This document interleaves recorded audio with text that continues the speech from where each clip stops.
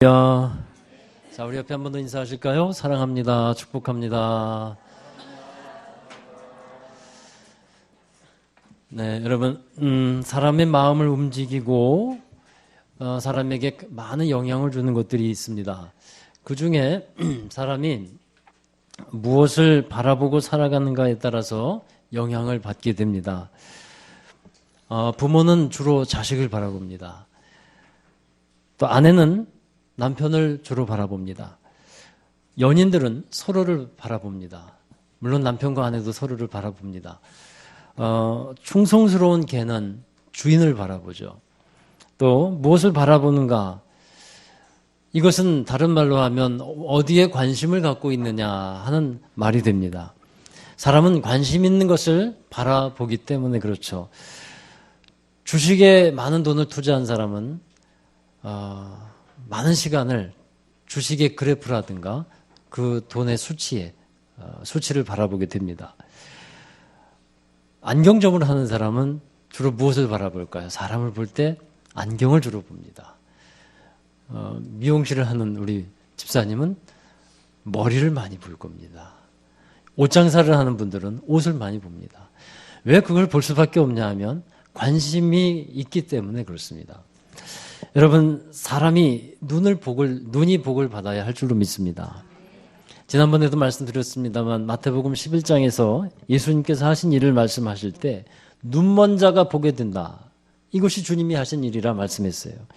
보지 못하던 눈이 보게 되었다는 것입니다. 눈이 띄어지게 되었다는 것인데 육신적인 눈이 띄어졌다는 것도 맞는 말입니다만 우리가 좀 더 생각해 본다면 영적으로도 보지 못하던 것들이 열려져야 그 눈이 복이 있는 줄로 믿습니다. 요한복음 3장에서 보면 니고데모가 예수님께 찾아옵니다. 예수님은 니고데모에게 사람이 거듭나야 한다라고 말씀하면서 물과 성령으로 나야만 하나님의 나라를 볼 수 있다라고 말씀을 했습니다. 여러분, 우리가 하나님의 나라를 어떻게 봅니까? 영적인 눈이 띄어져 있을 때 볼 수 있게 되는 겁니다. 그것을 우리는 흔히 영안이 열렸다라고 말을 하는데 영적인 눈이 띄어졌을 때 하나님에게 속한 것을 알 수 있게 되고 볼 수 있게 된다라는 겁니다. 영안이 띄어져 있지 않으면 육적인 눈만 밝아 있으면 우리 하나님의 나라를 절대로 볼 수가 없게 되는 겁니다. 바라봐야 할 것을 놓치지 않고서 꼭 바라봄으로 말미암아 복을 받은 사람이 있습니다. 창세기에 나오는 요셉입니다. 요셉이 감옥에 들어가 있을 때 바로 왕의 신하 두 사람이 들어왔는데 그 두 사람이 오늘 아침에 와서 보니까 얼굴에 근심이 가득한 거였어요. 그 근심이 가득한 것을 보게 되고 그들이 하나님이 주신 꿈을 꾼 후에 그 얻게 된 근심이라는 것을 이제 요셉은 알게 되죠. 요셉은 그들의 얼굴을 보면서 무엇을 보냐 하면 하나님의 행하실 일이 있는데 그 일에 요셉은 관심을 갖고 있었다는 거예요. 하나님이 어떻게 일을 하실까? 하나님이 어떤 일을 행하실까? 이것에 늘 관심을 갖고 있다 보니까 하나님이 행하시는 일을 사람을 통해서 보게 되었다라는 겁니다. 여러분, 우리도 요셉과 같아야 합니다. 하나님이 여러분에게 행하실 일이 분명히 있는데 하나님의 일에 관심을 갖고 있어야만 그것을 볼 수 있게 된다라는 것입니다. 하나님이 원하시는 것에 관심을 갖고 있어야만 합니다. 그 관심을 갖고 있을 때 우리의 눈이 띄어지게 될 줄로 믿습니다. 오늘 말씀에서는 우리가 바라보아야 할 것 중에 가장 중요한 것이 있음을 말씀하고 있습니다. 바로 예수님입니다. 예수님을 보고 나아가는 삶의 중요성에 대해서 오늘 말씀의 기사를 통해서 알려주고 있습니다. 예수님의 제자 가운데 베드로가 물 위를 걷게 되는 놀라운 체험을 하죠. 예수님만 바라보고 걸어갔을 때는 물 위를 걷는 놀라운 기적을 체험했어요. 그러나 예수님을 바라보지 못하고 옆에서 밀려오는 물결과 바람을 바라보니까 그 물속에 빠져 들어가게 되었다라는 말씀입니다. 예수님은 이 일을 통해서 제자들뿐만 아니라 우리들에게도 시청각 교육을 해주시고 있는 겁니다. 눈으로 보고 들으라 하는 거예요. 먼저 이 일이 어떤 상황에서 일어났는지를 여러분 아셔야 합니다. 예수님이 가시는 곳에는 많은 무리의 사람들이 항상 따라다녔어요. 특히 이 마태복음 13장, 14장에서는 사람들이 먹을 것이 없어서 없는 상태에서 많은 사람들이 예수님을 쫓아옵니다. 그때 예수님은 오병이어의 기적을 베풀어 주시면서 그 많은 사람들을 다 먹여주셨습니다. 제자들도 그 놀라운 기적의 현장들을 목격한 증인들이었어요. 그리고 예수님께서는 많은 무리들을 다 집으로 돌려보내십니다. 그러면서 그 와중에 제자들을 배에 태워가지고 그 게네사렛이라고 하는 그 건너편으로 보내시는 것이었어요. 그런데 제자들이 탄 배가 수리쯤 갔을 때에 갑자기 큰 풍랑을 만나게 됩니다. 그로 인해서 이 제자들이 어려움을 당하게 되었어요. 이런 장면과 이를 통해서 우리에게 알려주시는 것이 있습니다. 인생이라고 하는 항해를 해나갈 때 제자들이 만났던 큰 물결, 풍랑과 같은 일들을 경험하게 된다는 것이죠. 바람이 일어나서 이 생긴 물결은 인생에서 만날 수 있는 어려움이나 고난을 말하고 있습니다. 여러분, 풍랑에는 두 종류가 있어요.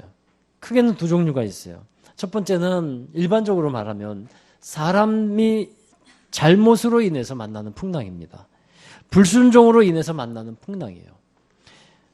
구약의 요나 선지자가 하나님의 말씀에 불순종해서 다시스로 내려가다가 풍랑을 만나게 되죠. 이것은 그의 잘못과 불순종으로 인해서 만나게 된 풍랑이 됩니다. 그러나 이런 풍랑도 있습니다. 애매한 풍랑이 있어요. 까닭 모를 풍랑이 있습니다. 누군가의 잘못은 아닌데 아닌 것 같은데 풍랑이 일어나는 거예요. 그러면 제자들이 풍랑을 만난 것, 이것은 어떤 것이고 또 그 이유는 무엇일까요? 제자들이 풍랑을 만나게 하신 이유가 분명히 있습니다. 첫 번째는요, 세상의 고난을 이기는 능력을 갖게 하시기 위해서 풍랑을 만나게 하시는 겁니다. 제자들이 만난 풍랑은 특이한 점이 좀 있습니다. 제자들이 불순종한 것도 아니에요. 잘못한 것도 아닙니다. 특별히 풍랑을 만난 이유를 찾는다면 예수님에게 있습니다. 왜냐하면 예수님께서 친히 배를 태워서 보내신 것이잖아요. 예수님이 배를 태워서 보내셨기 때문에 결과적으로는 누구 때문에 풍랑을 만났다 할 수 있습니까? 예수님 때문에. 풍랑을 만나서 고생을 하고 있던 제자들 중에는 그 생각을 하고 있었던 제자도 있을 거예요. 아니, 예수님께서 가라고 하셔서 배를 탔는데, 아니, 이런 고생을 우리가 하다니 말도 안 돼. 예수님이 가라고 하셨으면 이런 풍랑은 없어야 되는 거 아니야? 이거 뭔가 잘못된 거 아닌가? 그렇게 생각하는 제자들도 분명히 있었을 거예요.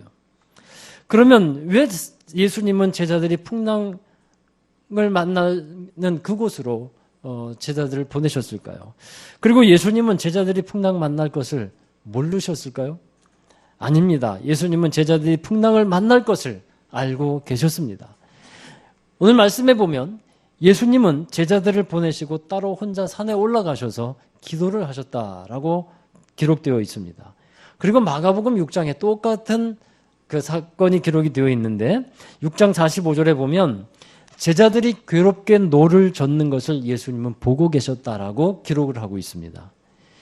여러분, 예수님은 제자들이 풍랑 만날 것을 알고 계셨고 또 제자들을 위해서 그로 인해 기도하고 계셨고 또 제자들이 힘겹게 노를 젓고 고생하는 것을 보고 계셨다는 겁니다. 그러면 예수님이 왜 그리로 제자들을 보내셨을까요? 뜻하지 않게 풍랑을 만났지만 그 풍랑을 만나서 이겨나가기를 위해서 그 현장으로 보내신 겁니다. 그리고 그 일을 위해서 예수님은 기도하고 계셨다라는 사실입니다. 여러분, 대부분의 주의 종들은 주님의 길을 가면서 주님이 말씀하시고 명령하셨기 때문에 그 길을 가는 겁니다. 주님이 가게 하신 길이니까 가는 거예요. 그런데 그 가는 길이 평탄했으면 좋겠어요. 그런 마음도 없지 않아 있습니다. 그런데 주님은 무엇을 말씀했냐면 그 길을 가는데 그 길은 좁은 길이다. 절대로 넓고 평탄한 길이 아닌 것을 미리 말씀해 주셨어요. 좁은 길을 가라 하고 말씀합니다. 그럼에도 불구하고 좁은 길이지만 주님께서 명령한 길이니까 따라가는 것입니다. 여러분, 그 좁은 길을 걸어가는 사람은 기억해야 할 것이 있어요. 첫 번째는 이것은 주님께서 허락하신 길이라 하는 겁니다. 두 번째는 그러므로 주님이 책임지신다고 하는 담대한 믿음이 있어야 되는 거예요. 그리고 세 번째는 주님이 그 길을 걸어가게 하신 그 주님이 그냥 수수방관하고 계신 분이 아니라 그 길을 위해서, 그 사람을 위해서 기도하고 계신다, 중보하고 계시다 하는 사실을 분명히 믿어야 하는 겁니다. 여러분, 우리가 보아야 하고 알아야 할 것은 주님이 우리를 위해서 기도하고 계시다라는 것입니다. 믿음의 눈을 들어서 보십시오. 히브리서에 보면 하나님 보좌 우편에서 우리를 위해서 주님께서 기도하고 계신다라고 말씀하고 있습니다. 믿음의 눈을 들어서 주님을, 기도하고 계신 주님을 보는 저와 여러분 되기 바랍니다. 뜻하지 않은 풍랑을 만나서 힘겹게 노를 젓고 있을 때 조금만 더 힘을 내어 이겨나가기를 기도하고 계시는 것이고, 포기하지 않고 다시 일어서기를 위해서 주님은 기도하고 계시다 하는 것입니다. 풍랑 가운데 이기기를 원하신다 하는 주님의 뜻입니다. 두 번째는 풍랑 가운데 도와주시는 예수님을 바라보라 하는 것입니다. 제자들이 고생을 하면서 밤 4경이 되었을 때였어요. 유대인들은 밤 시간을 3경으로 나눕니다. 로마인들은 밤 시간을 4경으로 나눠요. 그래서 여기 나오는 4경은 로마의 시간에 해당이 되는데, 4경이라는 것은 새벽 3시부터 6시에 해당이 됩니다. 그러니까 4경이라는 시간은 그 밤의 마지막 시간이에요. 마지막 막바지 시간임을 뜻합니다. 새벽으로 말하면 가장 깊은 새벽을 말합니다. 예수님이 제자들을 보내신 것은 초저녁 시간이었어요. 초저녁에 예수님은 제자들을 배에 태워 보냈다라는 거죠. 그리고 얼마 가지 않아서 풍랑이 시작되었는데 새벽 3시에서 시작된 이 풍랑이 새벽 3시까지 그 풍랑을 겪고 고생하고 있었다는 것이죠. 그때 예수님이 제자들을 향해서 가시는 거예요. 예수님이 물 위를 걸어서 오십니다. 제자들은 유령이라고 하면서 무서워하죠. 여러분, 새벽 3시부터 6시 그 사이까지 풍랑 때문에 고생하고 있었다. 생각해 보십시오. 최소한 6시간, 7시간을 고생하고 있었어요. 몸도 마음도 지쳐가는 상태였습니다. 죽음의 공포까지 드리워지는 상태입니다. 그 상태에서 예수님께서 물 위를 걸어오시는 것을 봅니다. 그때 예수님인 줄을 알아보지 못했던 제자들은 얼마나 무서웠겠습니까? 유령이다 하면서 죽음의 공포에 휩싸였던 제자들은 무서워했습니다. 근데 예수님은 제자들에게 가셔서 이렇게 말씀하죠. 나니 두려워하지 말아라. 여러분, 이런 것을 보면 예수님께서 하신 일을 보면 좀 야속하게 느껴질 때가 있습니다. 예수님이 제자들 보내신 것이 초저녁 시간인데 제자들이 배를 타고 가다가 풍랑을 만나서 힘겹게 노를 젓고 있는데 이제 밤 4경이 되어서야, 가장 깊은 새벽이 되어서야 예수님이 찾아오시는 거예요. 조금 있으면 아침이 오겠지만 이 4경이라는 시간은 몸도 마음도 다 지쳐가는 그런 시간입니다. 그런데 그때 예수님이 찾아와요. 좀 야속하게 느껴지지 않습니까? 미리 일찍 찾아오시면 얼마나 좋겠습니까? 그러나 여러분, 하나님의 시간은, 주님의 시간은 실수하는 법이 없습니다. 주님은 늦으시는 법이 없어요. 우리가 늦다라고 생각하지만 주님은 늦으시는 법이 없어요. 이때야말로 하나님이 역사하실 때인 것입니다. 왜 이렇게 늦게 오시는 것일까요? 이왕 도와주실 거면 일찍 오시지? 여러분, 이렇게 되는 이유는요, 하나님의 뜻이 그 가운데 있는데, 하나님은 극한 상황일 때만 도와주신다, 이런 뜻이 아닙니다. 그게 아니라 하나님께서 전적으로 역사하신, 하나님만이 전적으로 역사하실 수 있는 시간을 하나님은 찾으시는 거예요. 아브라함에게 아들 이삭을 약속하시고 25년을 기다리게 했습니다. 그 25년이 됐을 때, 아브라함이 100세가 되었을 때는 어떤 때냐 하면 아브라함이나 그의 아내 사라나 생리학적으로 전혀 생산의 가능성이 없어졌다고 할 때였어요. 그때 하나님께서 역사하시는 거예요. 여러분, 제자들에게도 구원의 가능성이 없어 보이는 그때에 주님께서 일을 행하여 주시는데, 이것을 통해서 우리에게 알려주시는 하나님의 뜻은 뭐냐면, 우리가 중요한 원리를 이 말씀에서 깨달아야 하는데, 우리에게서 힘이 빠져야 한다는 거예요. 우리 자신의 스스로의 힘이 많이 있을 때, 우리가 강하다고 생각할 때 주님은 역사하시지 않습니다. 우리가 두 손 두 발 다 하나님께 들어야 합니다. 할렐루야. 나의 구원과 도움은 전적으로 하나님께로만 말미암는다라고 할 때 그 사실을 믿고 전적으로 주님만을 의지할 수 있어야 한다는 것입니다. 하나님은 그때까지 기다리셨다라는 것입니다. 제자들이 고난당하고 있을 때 예수님이 산에서 기도하고 계셨으니까 아마 이렇게 생각할 수도 있어요. 예수님이 그 제자들에게 찾아가지 않으시고 그냥 산에서 기도하시면서 명령하시는 거죠. 바람아 잔잔해져라. 물결아 잔잔해져라. 이렇게 명령하시면 충분히 잔잔해질 수 있는 능력이 예수님은 있으실 텐데 그렇게 하시지 않지 않습니까? 주님은 그렇게 하지 아니하시고 산에서 내려오셔서 바다 위로 걸어오셨다라는 거예요. 이것은 무슨 뜻일까요? 제자들의 고난에 함께 하셨다라는 겁니다. 고난당하는 제자들을 찾아오셔서 함께 위로해 주시고 힘을 주고 계시다 하는 것입니다. 이런 전설과 같은 얘기가 있습니다. 중동의 한 행상이 사막에 들어섰다가 길을 잘못 들어섰어요. 그 큰 어려움을 겪었습니다. 그때 공자가 나타났습니다. 그러니까 하나의 얘기예요. 진짜 사막에 공자가 나타났겠습니까? 얘기예요. 공자가 나타나서 하는 말이 인생은 언제나 바른 길을 가야 하는 법이요 하고 그 어려움을 당한 행상에게 말을 합니다. 잠시 후에 석가모니가 나타났습니다. 석가모니가 이렇게 말합니다. 인생은 고행이라고 하고 말을 하고 지나갑니다. 이슬람의 마호멧이 나타났습니다. 그게 하나님의 뜻이니 하나님 앞에 굴복하시오 하고 지나갔습니다. 예수님이 나타났습니다. 이 행상이 이제 예수님의 손을 붙듭니다. 그때 예수님께서 이렇게 말씀합니다. 내가 이 길을 너와 함께 동행해 주리라. 이것이 예수님이라는 거예요. 여러분, 우리가 고난당하고 어려움당하고 있을 때 찾아오시는 주님을 믿으셔야 합니다. 찾아오셔서 이렇게 말씀해 주시는 것을 들어야 합니다. 내가 너와 함께 있다. 두려워하지 말아라. 자, 여러분, 그런데 또 하나 주목해 볼 말씀이 있어요. 예수님께서 이 말씀을 하시자마자 풍랑이 잔잔해졌습니까? 내니 두려워 말라. 이렇게 말씀하시면서 풍랑이 잔잔해졌습니까? 잔잔해지지 않았어요. 그것이 아니라는 사실에 주목을 해야 합니다. 풍랑 중에 함께 하시는 이유는 당장 그 풍랑을 잔잔하게 하시고자 하는 것이 아니라 하는 거예요. 풍랑 중에 함께 하셔서 두려워하지 말고 믿음으로 나아가는 것입니다. 왜 그렇습니까? 주님이 함께 하시기 때문에 믿음으로 나아가면 이길 수 있다는 것을 알려주시는 겁니다. 예수님이 물 위를 걸어오셨습니다. 풍랑 위를 걸어오신 거예요. 여러분, 제자들은 그 물 때문에 고생을 하고 있습니다. 예수님은 풍랑을 밟고 오셨어요. 풍랑에 빠지지 않고 승리하시면서 그 풍랑을 밟고 고난을 밟고 예수님이 오셨다는 것입니다. 따라서 그 예수님과 함께 너희들도 있을 때 인생의 풍랑을 이길 수 있다라고 주님은 알려주고 계시는 것입니다. 그러니 두려워하지 말라는 거예요. 이사야 43장 1절 2절에 이 말씀이 기록되어 있는데 함께 읽도록 하겠습니다. 야곱아 너를 창조하신 여호와께서 지금 말씀하시느니라.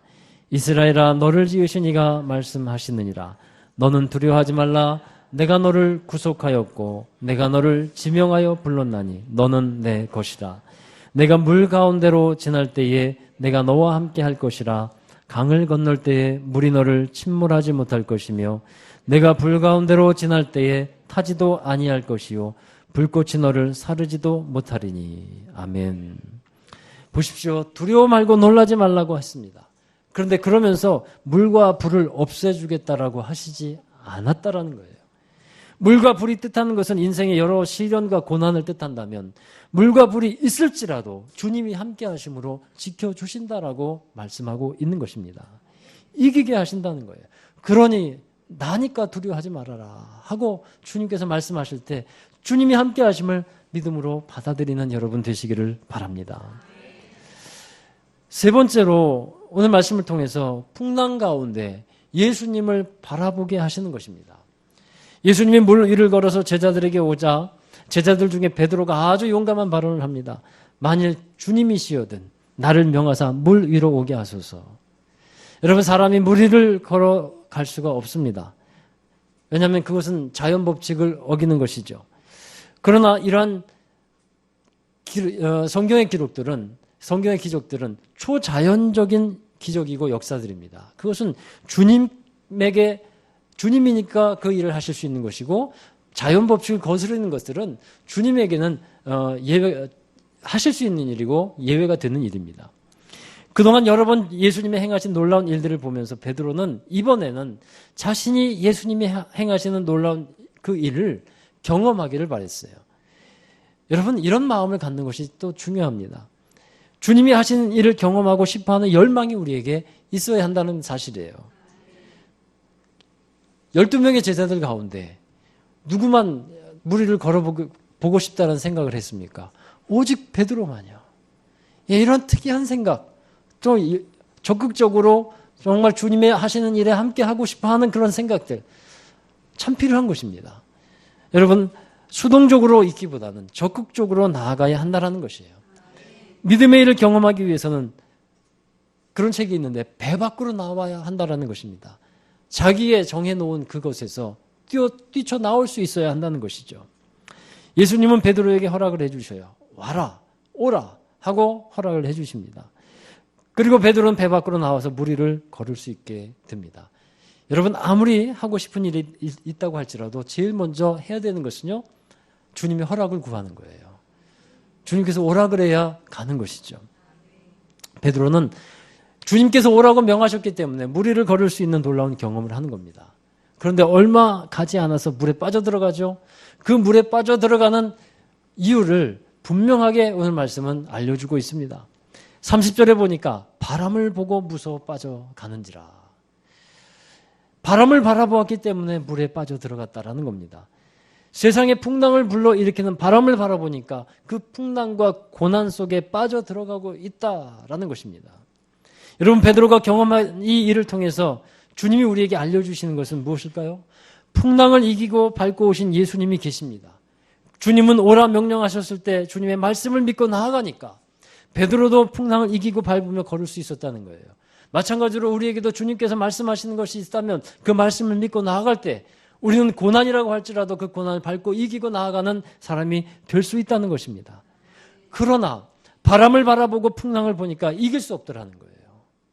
여러분, 풍랑을 이기는 것이 믿음인데 풍랑을 보니까 두려움이 생깁니다. 그 풍랑과 고난 속으로 빠져들어가게 되는 겁니다. 그러면 그 풍랑과 고난을 이길 수 있는 방법이 뭐겠습니까? 풍랑을 보는 것이 아니라 예수님을 바라보는 것인 줄로 믿습니다.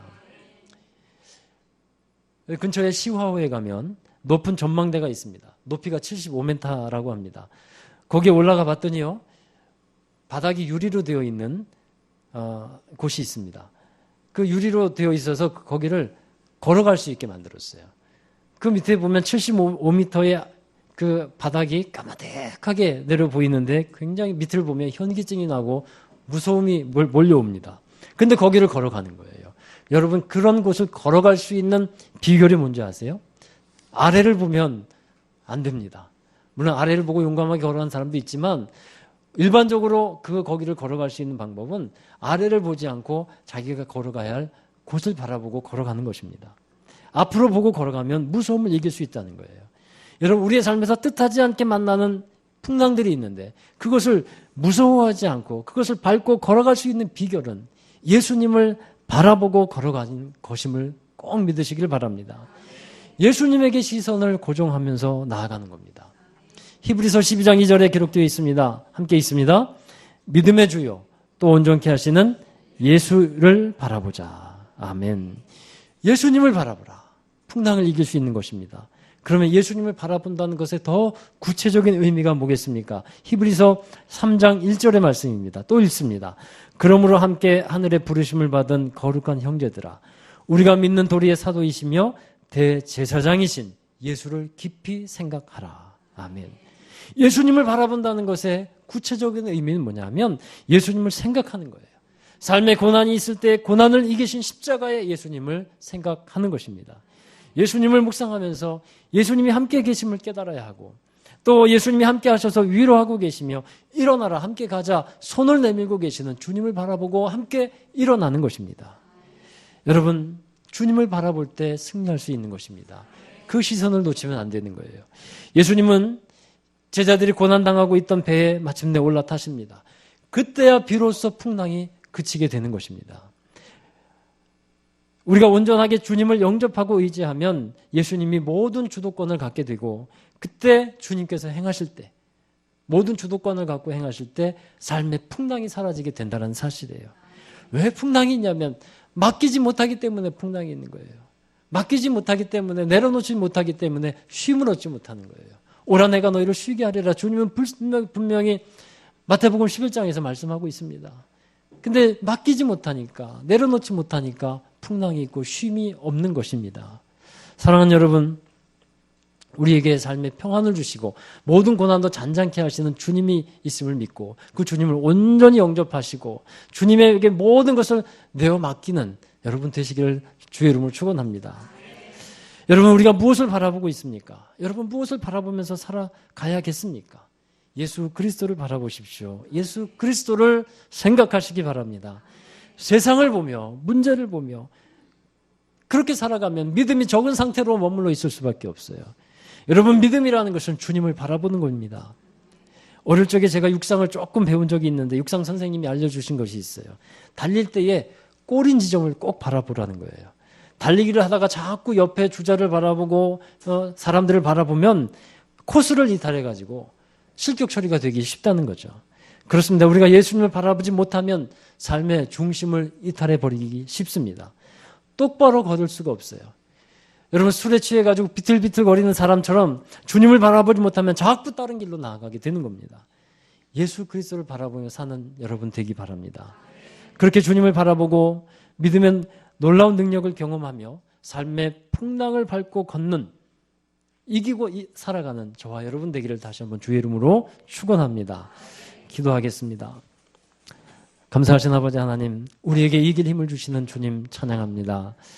주님을 바라보며 걸어가는 믿음의 사람들 되게 하여 주시옵소서. 세상을 보며 문제를 보며 그것을 우리가 묵상하며 살아갈 때 그 고난 가운데 빠져들어갈 수밖에 없고 두려움이 몰려볼 수밖에 없음을 깨닫게 하여 주옵소서.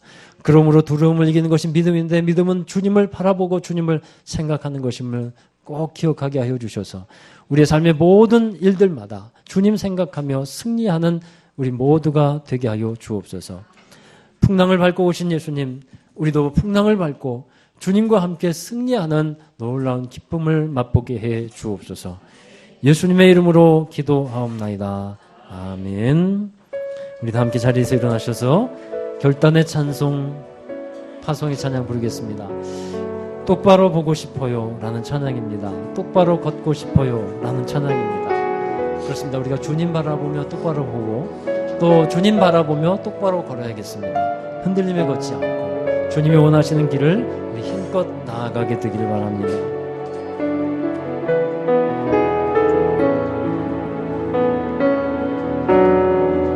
똑바로 보고 싶어요 주님, 온전한 눈짓으로 똑바로 보고 싶어요 주님, 똑바로 보고 싶어요 주님. 우리 주님만 보기를 원합니다. 걷는즉 하긴 싫어요. 똑바로 걷고 싶어요 주님, 똑바로 걷고 싶어요 주님. 온전한 몸짓으로 아멘. 똑바로 걷고 싶습니다. 똑바로 걷고 싶어요 주님. 기우뚱하긴 싫어요. 하지만 내 모습은 온전치 않아. 세상이 보는 눈은 마치 날 죄인처럼 멀리하며 외면을 하네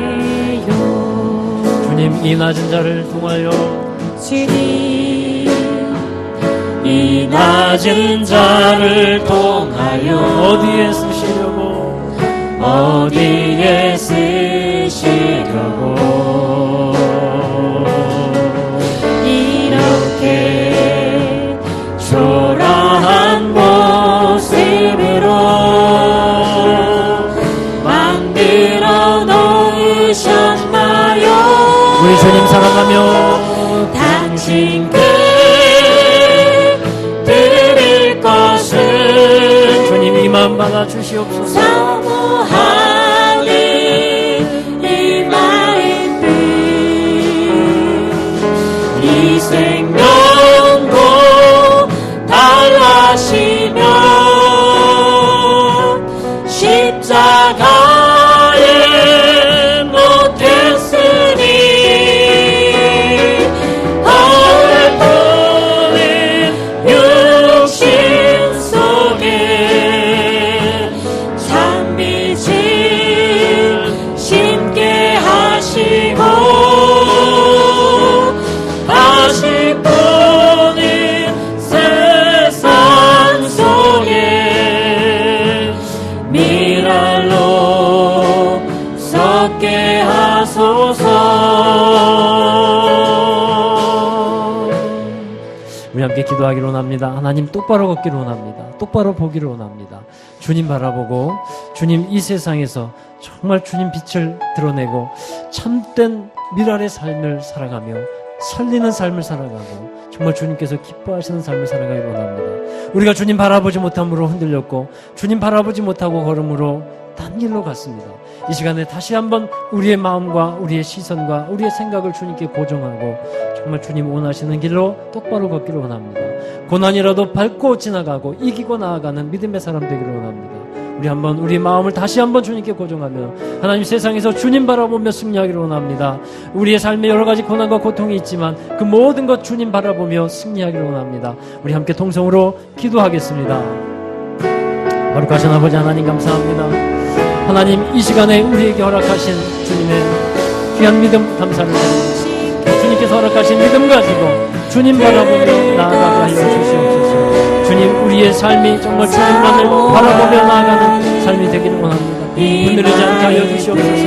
다른 길로 가지 않게 하여 주시옵소서. 주님 바라보며 똑바로 걸어가는 믿음에서 그런 삶 여러 가지 믿음과 그러나 그 모든 것들도 주님 바라볼 때 믿을 수 있도록 불러주십니다. 우리가 세상을 바라보며 우리가 풍경 바라보며 하나님 문제를 바라보며 그곳에 하나님의 빠져갔던 것들을 바라보며 하나님 이 시간 다시 한번 주님 바라보며 모든 삶의 모든 것을 주님께 맡기며 승리하며 나아갈 수 있도록 인도하여 주시옵소서. 우리 모든 성도 한 사람 한 사람 삶의 여러 가지 고통과 사망 속에서 가지 않게 사는 어려움이 하나님 저들을 힘들어져 주시옵소서. 이기는 자들 되기를 원합니다. 아버지 하나님 이기는 자들 되게 하여 주시옵소서. 지금도 우리와 함께 하나님 함께 하시고 기도하고 계시고 주님을 보게 하여 주시옵소서. 주님 역사하여 주시옵소서. 정말 주님을 바라보며 아버지 하나님께서 우리를 위해서 아버지 함께 하심을 믿고 임마누엘 하나님께서 우리와 함께 하시며 기도하고 계십니다. 하나님 예수님 바라보며 나아갔던 주님을 보며 달라시며 주님께서 인도하여 하나님 우리의 삶을 하나님